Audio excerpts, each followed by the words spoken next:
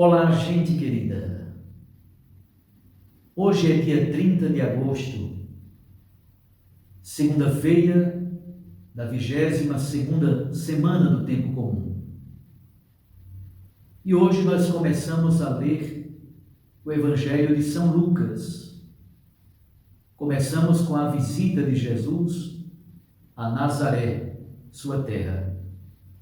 Lucas 4, de 16 a 30. Naquele tempo veio Jesus à cidade de Nazaré, onde se tinha criado.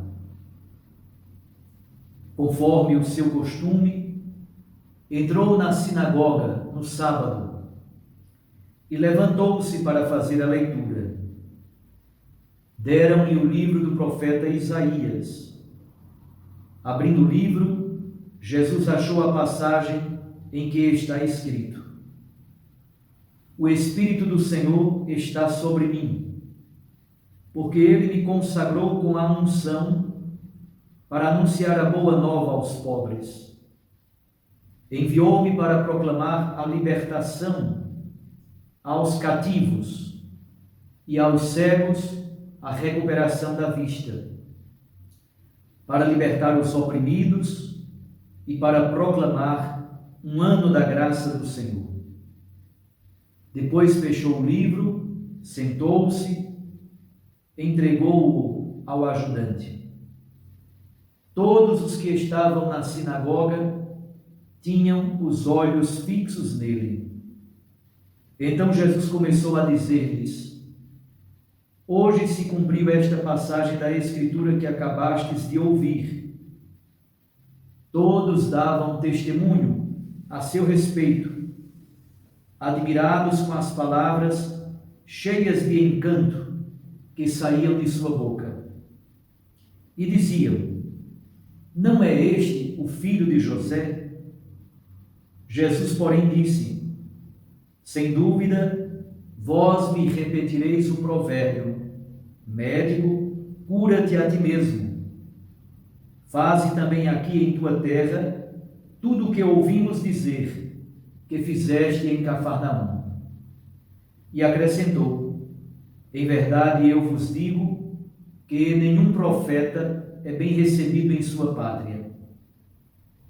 De fato, eu vos digo, no tempo do profeta Elias, quando não choveu durante 3 anos e 6 meses, e houve grande fome em toda a região, havia muitas viúvas em Israel.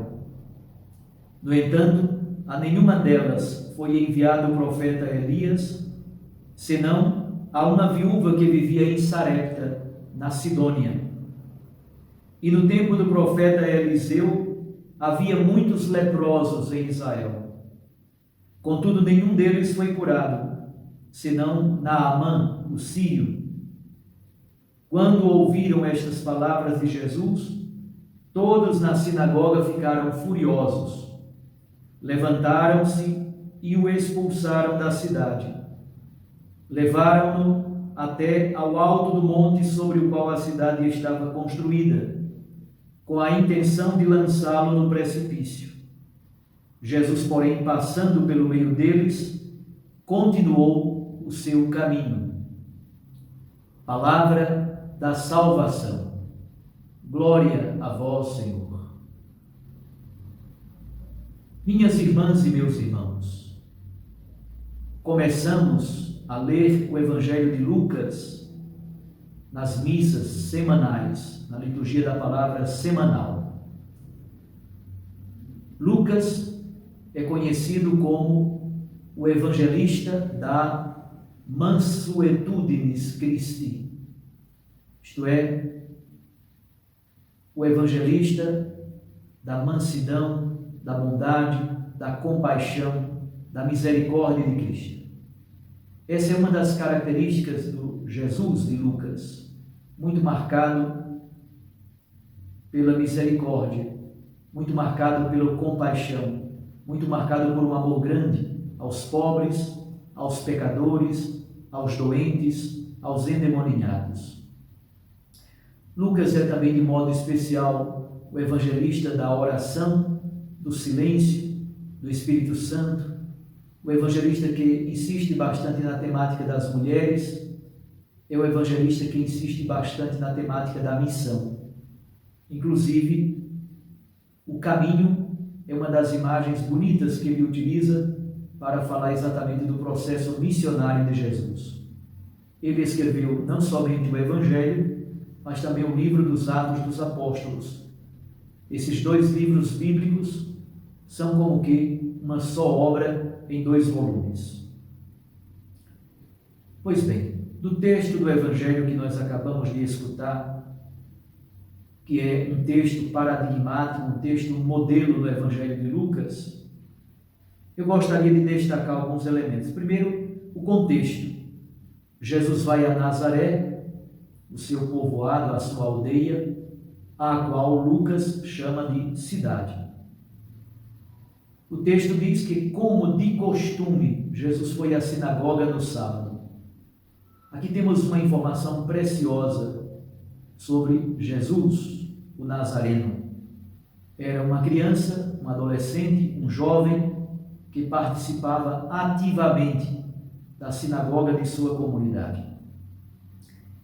Ele então tomou o livro para fazer a leitura no culto sinagogal, que se realizava no sábado de manhã, além da leitura de um trecho da Torá, isto é, do Pentateuco. Eles dividiram o Pentateuco em mais ou menos 52 sessões, 52 parashot. E aí, para cada sábado, se lê uma destas sessões do Pentateuco. Mas, além da leitura do Pentateuco, se fazia uma leitura de um profeta chamada Haftará. E a partir dessa leitura do profeta, se começa a fazer a homilia. Esse é um pouco o contexto. A leitura. Jesus faz uma leitura do livro do profeta Isaías, no capítulo 61. E Jesus assume plenamente aquilo que diz o profeta Isaías como seu programa missionário. O Espírito do Senhor está sobre mim. É o Espírito de Deus que guia Jesus, que o conduz ao deserto para vencer as provas, as tentações, que o conduz para o início do ministério público. É o Espírito de Deus que anima, que dá vigor, dá coragem, dá energia para Jesus desenvolver o seu ministério público. E o Espírito Santo é unção, é crisma. Não é sem sentido que o nome Christos, que significa Messias, melhor ao contrário, Messias é a palavra hebraica e aramaica. Em grego, língua em que o Novo Testamento foi escrito, a palavra Messias é traduzida por Christos, que significa ungido.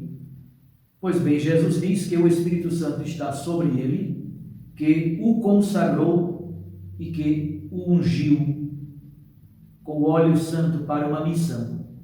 Qual é a missão? Anunciar uma alegre, boa nova, uma alvissareira notícia aos pobres, uma esperançosa notícia. Os pobres estavam cansados, abatidos como ovelhas que não têm pastor. Por isso, a primeira grande notícia, o Evangelho, é uma boa, alegre e esperançosa notícia que Jesus anuncia aos pobres. Ele também foi enviado para libertar os prisioneiros, os cativos, todos aqueles que estão acabrunhados debaixo do peso dos seus fardos, para libertar os oprimidos, para curar os doentes, para que os cegos recuperem a vista e também para proclamar um ano da graça do Senhor, isto é, um tempo favorável, o tempo novo, o tempo do reino. Este programa é plenamente assumido por Jesus como o conteúdo paradigmático da sua missão, como Messias, como Cristo, como mensageiro de Deus. E aí é bonito esse advérbio que Lucas utiliza com muita frequência. Dos evangelistas, Lucas é quem mais utiliza o advérbio hoje.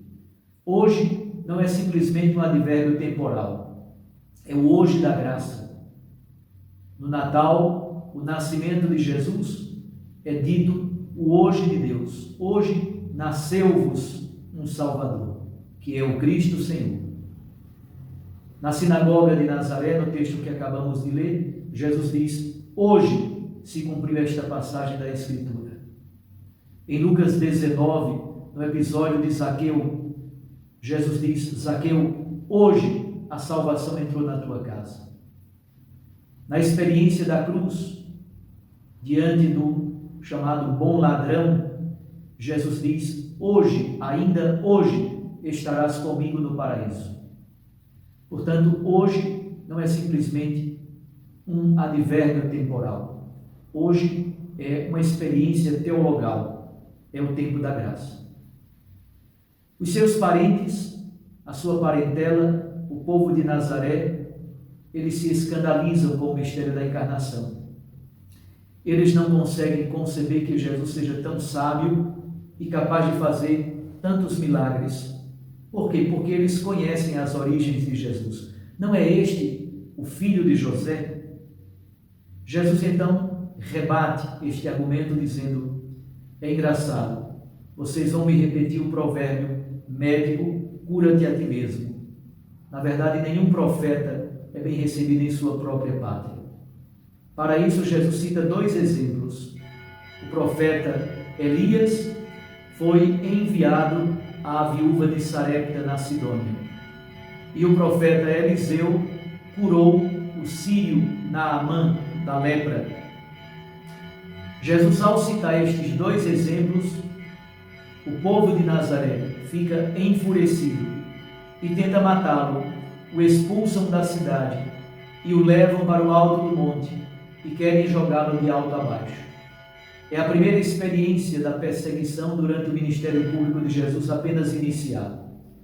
No Evangelho de Lucas, o menino Jesus já foi perseguido e já tentaram matá-lo. Agora, o adulto Jesus de Nazaré, ao começar o seu ministério, começa já perseguido pelos seus próprios parentes, por sua gente na aldeia de Nazaré. É uma espécie de prefiguração, é uma espécie de prenúncio daquilo que de fato vai acontecer durante todo o ministério, toda a vida pública de Jesus. Aqui está o programa fundamental que Jesus utilizará em toda a sua missão. O Espírito do Senhor está sobre ele e o ungiu para evangelizar os pobres, para transmitir aos pobres uma boa, alegre, esperançosa e alvissareira notícia para a humanidade. Nós acolhemos esta boa e feliz notícia. Nós meditamos, rezamos e acolhemos o Evangelho, que é boa nova em nossa vida. Um abraço a você. Até amanhã, se Deus nos permitir. Fique com Deus e com sua Mãe Maria Santíssima. E eu os abençoo. Em nome do Pai, e do Filho, e do Espírito Santo. Amém. Recorde que a palavra aquece o coração e a Eucaristia nos lança para a missão. Até amanhã, se Deus nos permitir.